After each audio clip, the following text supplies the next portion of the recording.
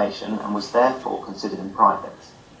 It is suffice to say that the stabilisation plan sits within the parameters set out in the budget we are agreeing here tonight. When the detail is finalised, it will be considered again by Scrutiny Financial Review Group and agreed by the Executive. And most importantly, the stabilisation plan will not have any impact on the revenue budget and therefore will not impact on our delivery of services to the people of Luton. Indeed, the table at paragraph 101 on page 37 shows the positive company and the income we still project to receive over the medium term, a total of over £20 million each financial year. This time last year, I spoke about the savings gap of £7.5 million from the 1920 budget. Paragraphs 111 and 112 on page 40 outline progress in these areas, and paragraph 112 indicates projects which are in delivery to address this gap. The latest forecast shows that nearly £3.5 million of these savings have now been delivered, and progress is being made to deliver the balance, which has largely been delayed due to the pandemic. There is a £3.2 million specific contingency still available against this budget gap, and as and when we are able to achieve these savings and deliver them, that contingency is going to be able to be removed from our budget, which will help balance the £7 million of coming years set out in our medium-term financial plan, which is found at Appendix A. Paragraphs 56 and 57 on page 79 give the detail of future savings requirements. This time last year, I resolved to work closely with council officers in the services where these savings needed to be delivered. And I just wanted to pause tonight and thank those who have done this with me, particularly the officers in children's services who have worked hard on this with me. We're beginning to see real results in what has been a very challenging area of our budget. I can also report that we are making good progress in the 2021 savings, which we included in the emergency budget, with 12.5 out of the total of 16.6 million on track to be delivered this year. Now, I want to return to explain. I'm hopeful. So that comparison between how we dealt with austerity 10 years ago and how we approached the catastrophic financial impact of the pandemic last year.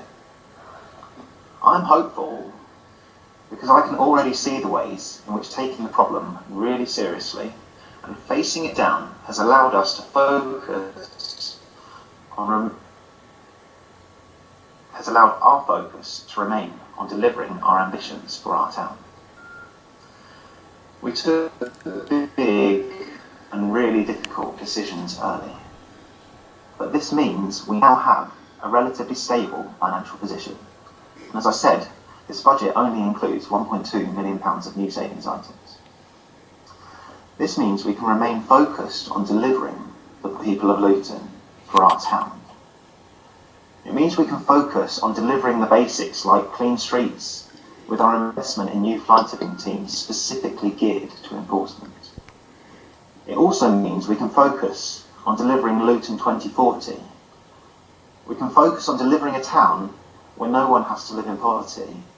We can focus on delivering a town which is targeting net zero carbon by 2040 and a town with a revitalised and renewed town centre.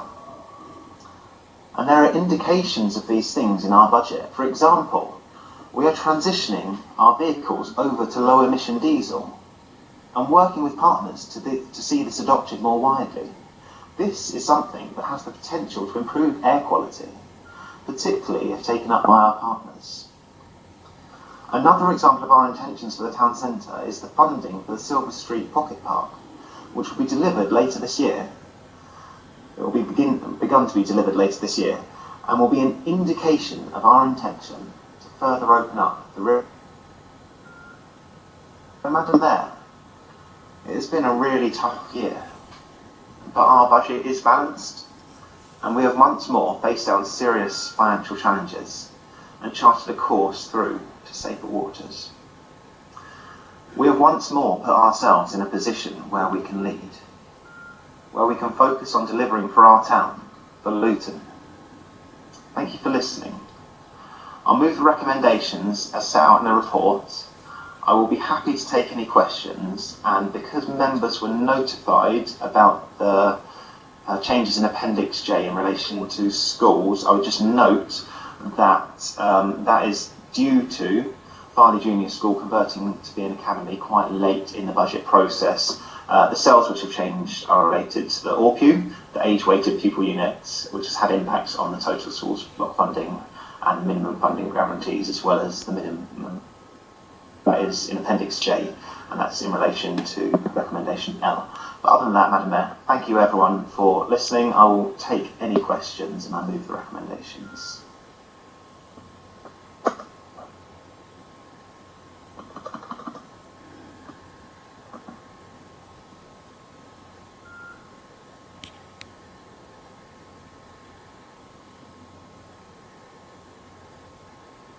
Thank you, Councillor Markham, for the presentation. Is the motion seconded? Seconded, Madam Mayor, reserve the right. I now propose to take any questions on the report. Before taking questions, I would advise that, under standing orders, a member may only ask one question, plus supplementaries. However, I have discretion to allow a member to ask more than one question. In accordance with the budget protocol, I am going to allow the first member Conservative groups who indicates that they wish to ask a question to ask an unlimited number of questions and supplementaries of the mover of the motion within a total time of 20 minutes each. The normal rules will then apply to all other members. Are there any questions on the report? Please indicate in the conversation window.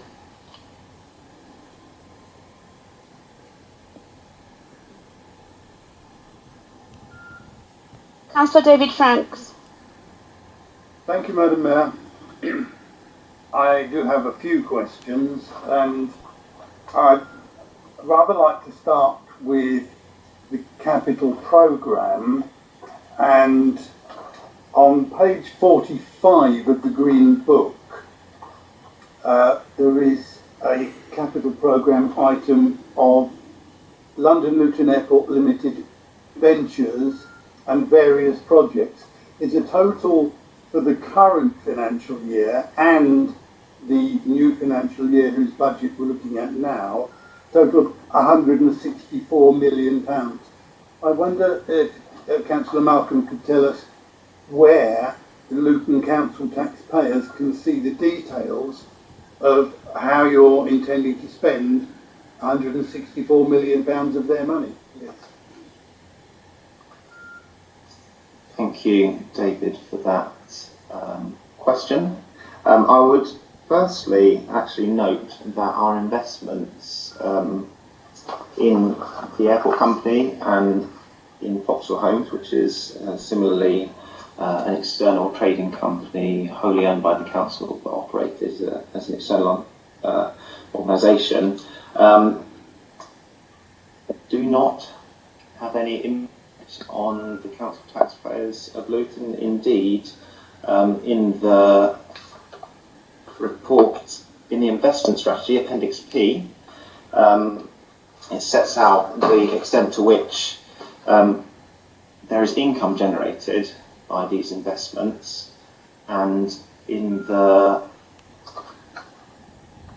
just remembering the name of the report later, the Treasury Management and Annual Investment Strategy, which is on the agenda later tonight, there is a nice table which sets out that on average per council tax paying property, if we didn't have income from our commercial activities, including the airports and Vauxhall Homes, we would need to find £500 per property in terms of council tax. Now, we wouldn't be able to raise council tax by that much, so it's actually the case that our investments in commercial activities have for every council taxpayer in Luton.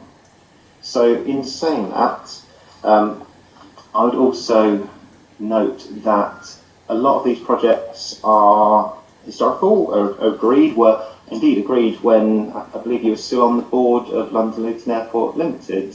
because a lot of this expenditure relates to the DART, the Luton DART, which is, still in delivery and nearly there now, which should be running kind of this time next year, which is very exciting, and some other related projects. There are some details related to the stabilisation and recovery plan for London Luton Airport Limited, which I mentioned in my speech, which at this point in time do need to remain private, and were taken at executive by the leader of the council through a private report. Was also scrutinised by scrutiny panel.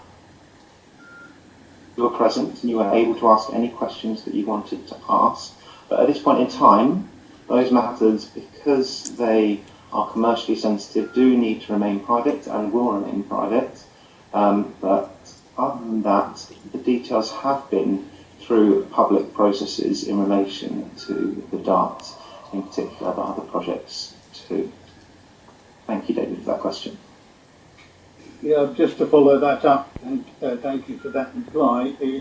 164 million is a huge amount of money, and your response to the question, to be honest, sounds very much like we actually know best what's good for you. Please trust me. I hope you will understand that that kind of response inevitably means that there are suspicions that you need to hide, and that's a great shame. But there you go.